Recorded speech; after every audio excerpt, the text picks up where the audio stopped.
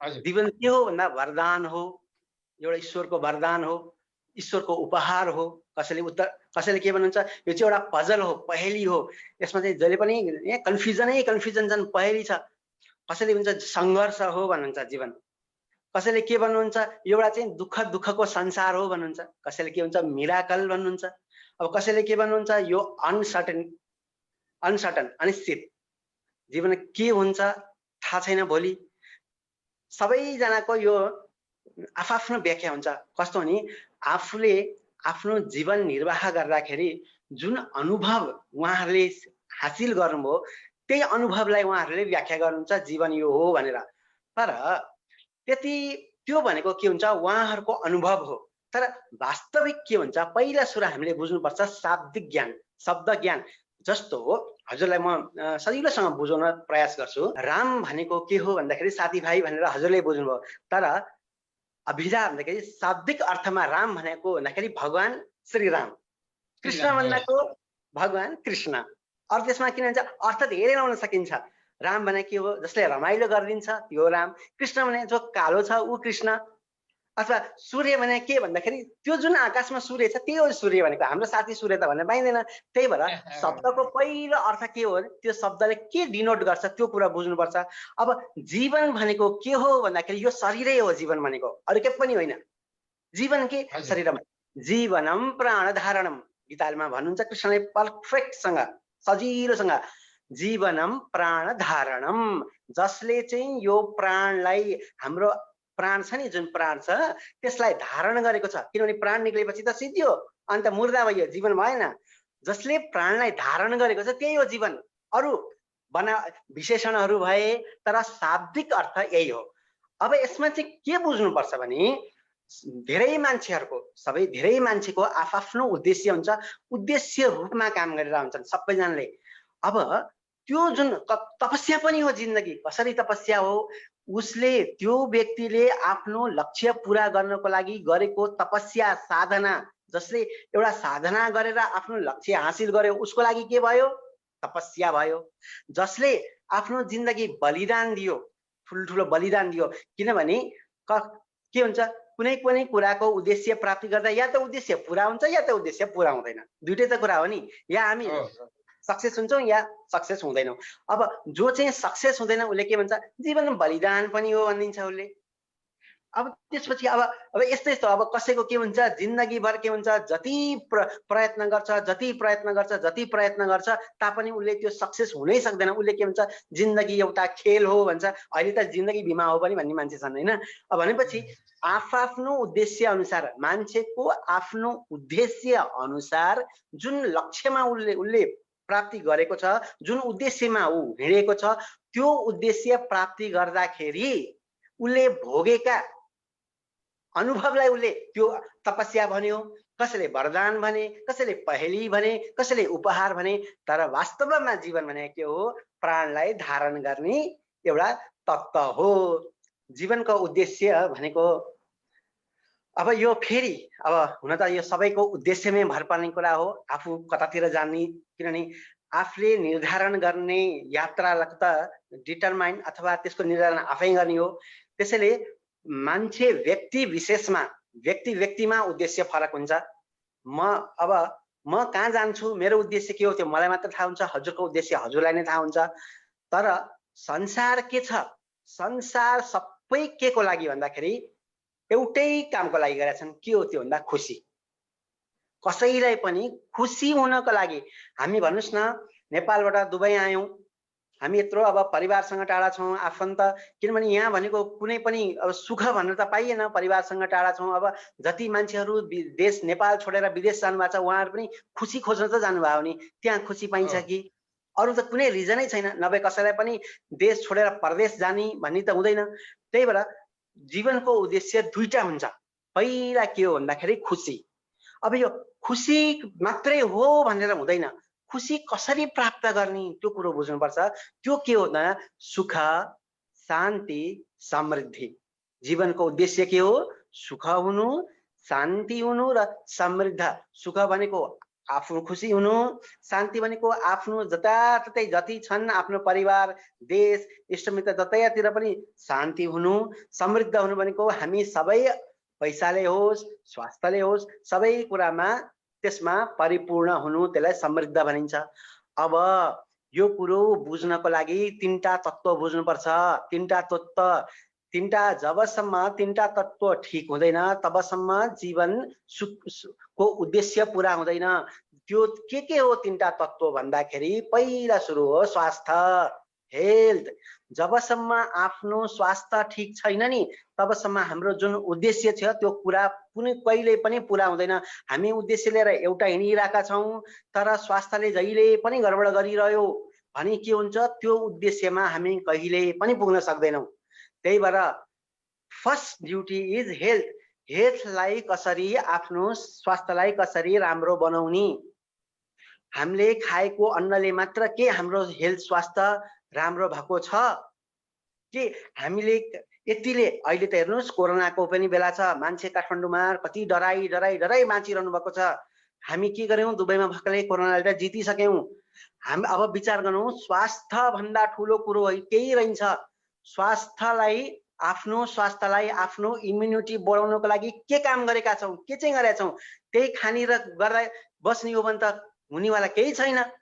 पहिला सुरु जीवनको उद्देश्य पूरा गर्नु छ भने के हो, स्वास्थ्यलाई ठीक पारौं। स्वास्थ्य फर्स्ट, हेल्थ सेकेन्ड के हो भन्दा वेल्थ, सम्पत्ति। किनभने स्वास्थ्य पनि ठीक छ, लगभग 40 वर्षसम्म मान्छेलाई के हुन्छ, जुनसुकै प्रोडक्ट अथवा जुनसुकै खानेकुरा खाँदै पनि म ठिकै छु नि, मलाई त्यो चाहिँदैन, किन चाहियो भन्ने जसको पनि प्रश्न हुन्छ।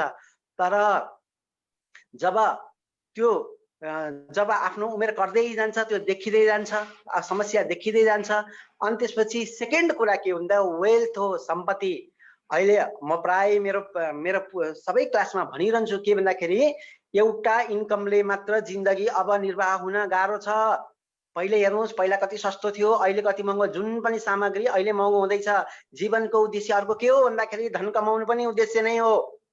त्यही भएर एउटा इन्कम मात्रै कसैले गर्नु भएको छ भने सोच्नुस् कि मैले यो गरेको इन्कम अब मलाई पुग्छ।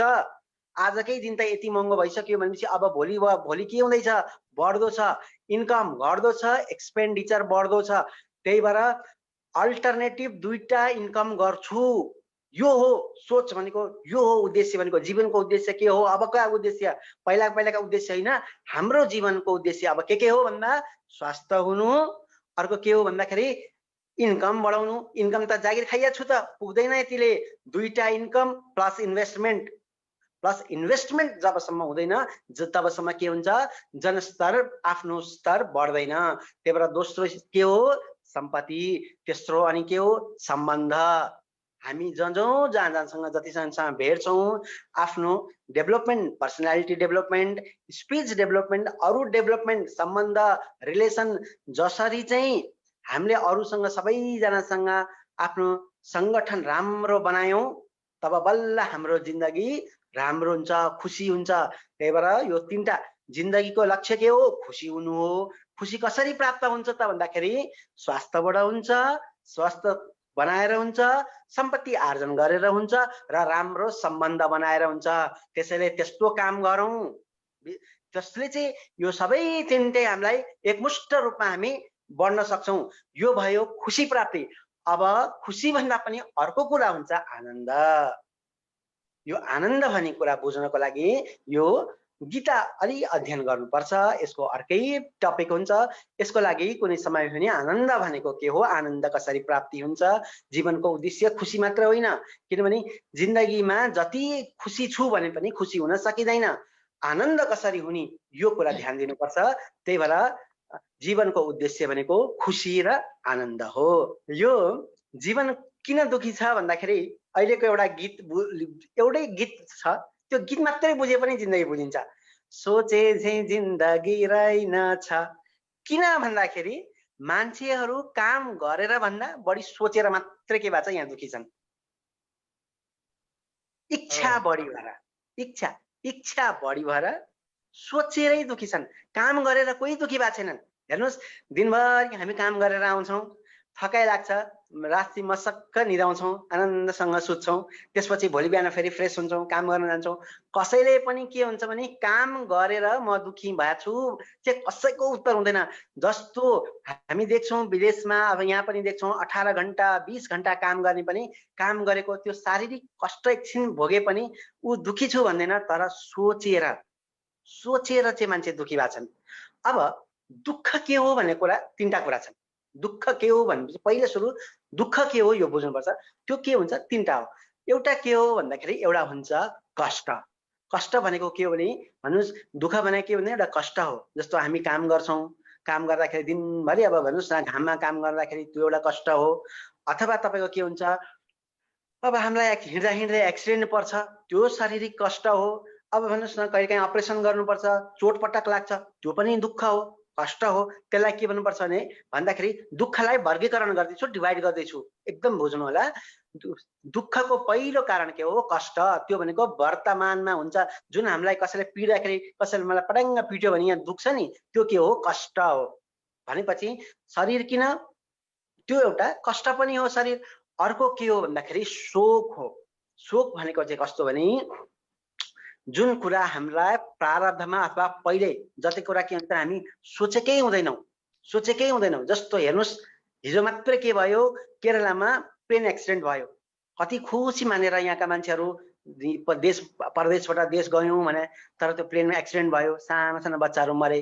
भन्नुस् न उनीहरूलाई जिन्दगी त अनिश्चितता भयो नि त, केही छैन नि। शोक भनेपछि कुन क्षणिकमा के हुन्छ कसैलाई पनि थाहा छैन जिन्दगी भनेको। अब मैले यो किन यो भन्यो भने एउटा शोक भनेको के हो भने नि पहिल्यैदेखि आएका हाम्रा सञ्चित कर्महरूबाट पनि हामीलाई के हुन्छ? दुःख हुन्छ। हामीले सोचेकै हुँदैनौँ यस्तो हुन्छ कि मेरो जिन्दगीमा भने त्यो घटना घटिदिन्छ, त्यो पनि एउटा दुःख हो।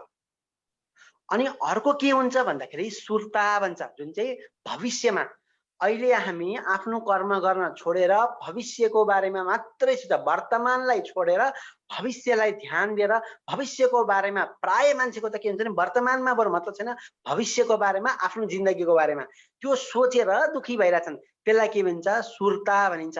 भनेपछि कष्ट, शोक र सुर्ता, प्रेजेन्ट, पास्ट र फ्युचर, तीनटा कारणले गर्दाखेरि मान्छे दुःख छ। अब मैले भन्न खोजेको के भन्दाखेरि इच्छा, जब मान्छेको इच्छा बढी भएर हो मान्छे सायद दुःख हुने। मान्छे किन दुखी भन्दा इच्छा बढी भएर, अरू के पनि कारणले होइन। किन भन्दा मान्छे लक्ष्य नलिकन काम गर्छ, इच्छा भनेर काम गर्छ। त्यो इच्छा के हुन्छ?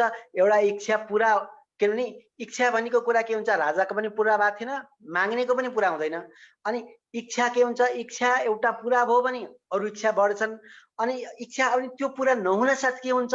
इच्छाले आसक्त बढाउँछ, त्यो उस कुरामा आसक्ति बढ्छ। आसक्ति बढेपछि के हुन्छ? काम उत्पन्न हुन्छ। त्यो विषयमा झनै पाऊँ भने काम उत्पन्न हुन्छ। त्यो नपाएपछि के हुन्छ? क्रोध हुन्छ, आफूलाई रिस उठ्न थाल्छ। रिस उठ्न थालेपछि त्यसमा चाहिँ के हुन्छ? क्रोध र अथवा मोह हुन थाल्छ, धेरै त्यसमा लगाव धेरै हुन थाल्छ। त्यसपछि के हुन्छ? जब मान्छेलाई केही कुरा पाउन सक्दैन भनेपछि के हुन्छ? उसको स्मरण शक्ति पनि हराउँछ, बुद्धिनाश हुन थाल्छ। बुद्धिनाश भएपछि ऊ गलत काम गर्न थाल्छ। त्यही भएर जीवन किन दुःख छ भन्दाखेरि इच्छा बढी भएर, बढी सोचेर आफ्नो वर्तमानमा स्थिर नभएर भविष्यको अथवा पास्टलाई सोचेर मान्छे दुखी छ, जिन्दगीमा खुसी छैन। जस्तो अब अलिकति आध्यात्मिक भएर सोच्ने हो भने यो संसार भनेको एउटा पिंजडा हो। दुःखालयम अशाश्वतम, भगवान कृष्णको वचन, गीता वचन। मैले भन्ने शब्दहरू जम्मै गीताका हुन्छन्। म आफ्नो भन्दै भन्दिनँ के पनि, किनभने आफूले भन्न थाल्यो भने गलत भइहाल्छ, गलत हुन पनि सक्छ। गीता वचन दुःखालयम अशाश्वतम, दुःखको छ। यहाँ त के हुन्छ नि सुख भन्ने कुरा क्षणिक के हुन्छ? सुख भएको नाटक गर्न सक्न। अब जीवन त खुसी हुन सक्दै सम्भवै छैन। भन्नुस् न सबै कुरा पूर्णता भएको थियो, तर हेर्नुस् प्लेनमा उडेर गयो, खसक्क मर्यो, सिद्धियो त। भनेपछि यो संसारमा सुख छैन भने त कुरो बुझौँ। यति त बुझे पनि हुन्छ, निश्चित गरेर लेखेर राखे पनि हुन्छ। किनभने हामीले एउटा सोचेर एउटा प्लान गरेर हुन्छौँ, तर के हुन्छ? भइदिन्छ उल्टो। भनेपछि हाम्रो प्लान त सबै बेकारै गयो भनेपछि। तर एटलिस्ट हामी प्रयत्न त गर्न सक्छौँ नि, सम्भावना पनि त हो नि त जिन्दगी भनेको। दुखै दुःख मात्र त होइन जिन्दगी भनेको। जिन्दगी भनेको सम्भावना पनि हो। जति दुःख छन् त्यसलाई सुखमा कसरी परिणत गर्छु आफूले प्रयत्न त गर्न सकियो नि। अब यसको लागि भगवत गीतामा भगवानले के भन्नुहुन्छ, कर्मण्येवाधिकारस्ते मा फलेषु कदाचन मा कर्म फल हेतुभुः मा ते संगस्तो कर्मणि। अब यसमा प्रथम पदच्छेद प्रथम हरफ भन्छ नि, त्यसले बुझ्नुपर्छ। कर्मण्येवाधिकारः, सिर्फ के गरौँ, काम मात्रै गर्ने, काम मात्रै। कस्तो काम भन्दाखेरि कामै गर्ने हो। कस्तो काम भन्दा जुन काम गर्दा आफूलाई आनन्द हुन्छ। हेर्नुहोस्, दुःख हटाउने कुरा कस्तो हुन्छ भने, दुःख हटाउने कुरा अब भने खुसी हुनलाई के गर्नु पर्यो, दुःख हटाउनु पर्यो। दुःख कसरी हट्छ भन्दाखेरि भगवानको पूजा गरेर, ध्यान गरेर, अर्चना गरेर, आरती गरेर, मन्दिर मन्दिर धाएर सुख हुँदै हुँदैन। किनभने कर्मै गर्नुपर्छ। पहिला के हो, कर्म गर्नुपर्छ। कस्तो कर्म भन्दाखेरि जुन कुरा गर्दा आफूलाई आनन्द आउँछ, जुन कुरो घन्टौं घन्टौंसम्म पनि गरिरहन सक्छु भन्ने आफूलाई त्यो हुन्छ नि, एउटा सम्भावना आफूलाई लाग्छ नि, म यो काम चाहिँ गरिरहन सक्छु, जतिखेर पनि गरिरहन सक्छु। अनि त्यसपछि त्यो काम गरिरहँदाखेरि के हुन्छ, आफूलाई आनन्द आउँछ। उसले त्यसमा केही फल पाउँछु पनि सोच्दैन, केही भए पनि ठिक छ, नभए पनि ठिक छ, पैसै कसैले दिएन भने पनि म यो काम गरिरहन्छु। कर्मण्येवाधिकारः है भनेपछि पहिलो के भन्दाखेरि कर्म मात्रै गरिरहने। कसरी कर्म गर्ने भन्दाखेरि कहिले पनि सुखेषु विगत के अरे दुखेषु उद्विग्न मनः सुखेषु विगत स्वरः वितराग भय क्रोधस्थिर मुनि रुच्यते। भगवान कृष्णको वचन। कुनै पनि कुरामा डिसिजन लिनु छ भने सुख अथवा दुखित अवस्थामा डिसिजन नलिकन लिनै हुन्न। स्थिर भएर एकछिन भए पनि आफूले आफूलाई होसमा लिएर आएर आफूले आफूलाई त्यो वर्तमानमा सजगता अपनाएर म के गर्न जाँदैछु भन्ने कुरा एकछिन भए पनि निहाल्ने भन्छ नि, निहालेर म अब के गर्दैछु भने एकछिन, एक सेकेन्ड होस्, त्यसलाई भए पनि सोचेर बल्ल डिसिजन लिएर कर्मण्येवाधिकारः, कर्म मात्रै गरेर। अनि नेक्स्ट के, मा फलेषु कदाचन, फलसँग त्याग। फल हाम्रो हातमा छैन। किन, कर्म गरे भन्दैमा फल आउँछ त आउँदैन नि त। कति कुरो आउँछ, नआउन पनि सक्छ। सबै कुरो त आफ्नो सामना। जब इच्छा के हुन्छ, फल पाउनै पर्छ भने इच्छा हुन्छ, अनि के हुन्छ, मान्छे दुखी हुन्छ।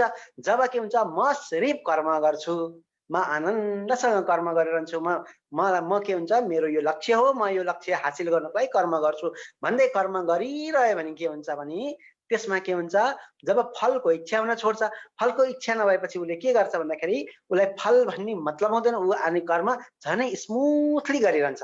त्यसपछि के भन्दाखेरि मा कर्म फल हेतुभू, यो प्रकृतिमा जे पनि भइरहेको छ नि, यो हाम्रो इच्छाले भएको छैन, यो प्रकृतिको इच्छाले भइरहेछ। त्यो कुरा हामीले बुझ्नुपर्छ। प्रकृतेः क्रियमाणानि सर्वाण्यपि गुणकर्मशः। यो सबै जन्म जति संसारमा चलिरहेछ यो कसले गरिरहेछ भन्दाखेरि प्रकृतिले हामीलाई चलाइरहेछ। त्यही प्रकृतिमा कर्तृत्व त्याग बुद्धि, म कर्ता होइन। जब हामीलाई फिल के हुन्छ, कर्म मात्रै गर्छौं। जब हामीलाई त्यसको फलको इच्छा हुँदैन अनि हामी के हुन्छ, यो मैले गरेको होइन, मलाई ईश्वरले अथवा प्रकृतिले मलाई गराइरहेको छ। भन्नुस् न, म दुबई आउन कहिले चाहेको मान्छे नै होइन, मलाई दुबई कहाँबाट लिएर आइदियो त।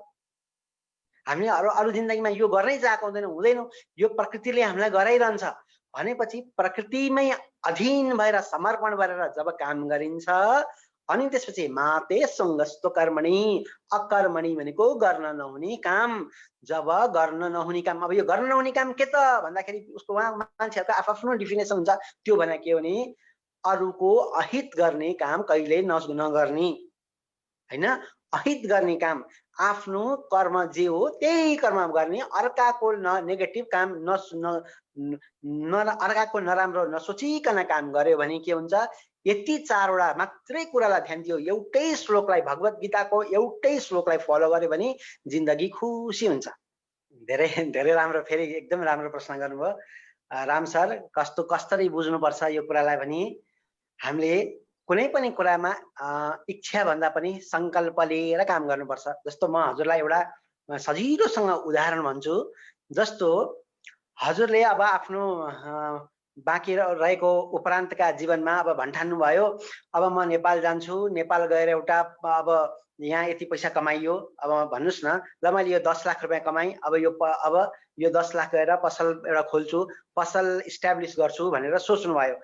अनि अब हजुरको कन्सन्ट्रेसन, हजुरको के भने मेरो अब यहाँ बुझौँ, के बुझौँ भने इच्छा र संकल्पको दुईटा भेद बुझौँ।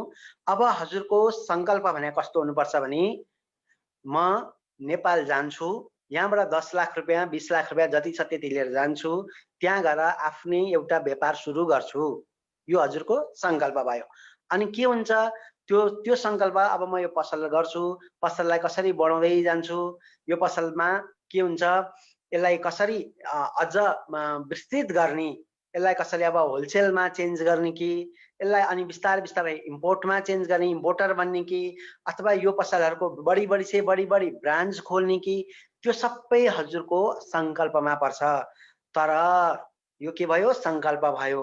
तर अब हजुरले के भने म अहिलेदेखि नै म यो 10 लाख रुपैयाँ लिएर पसल खोल्न जान्छु, त्यो पसलले म अनि अलिअलि कमाउँछु, अनि आएको पहिलो के अरे त्यसबाट मलाई 1 लाख रुपैयाँ नाफा हुन्छ, 1 लाख रुपैयाँले म विदेश भ्रमण गर्छु, अर्को हुन्छ, अर्को लाख रुपैयाँ जम्मा हुन्छ, म छोरोलाई बाइक किनिदिन्छु, अर्को लाख जम्मा हुन्छ, म मेरो श्रीमतीको गहना किनिदिन्छु, अर्को लाख जम्मा हुन्छ, म घर।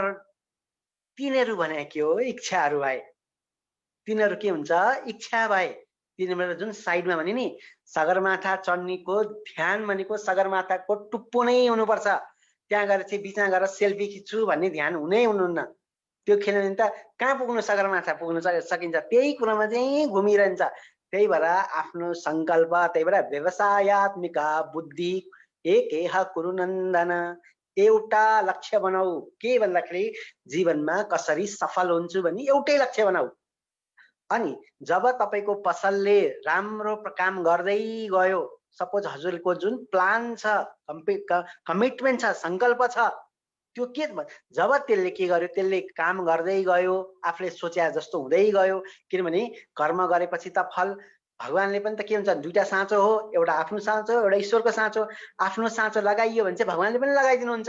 कर्म गर्न आफू अगाडि बढेपछि त उहाँले पनि सहयोग त गरिहाल्छ, प्रकृतिले सहयोग गर्छ हैन।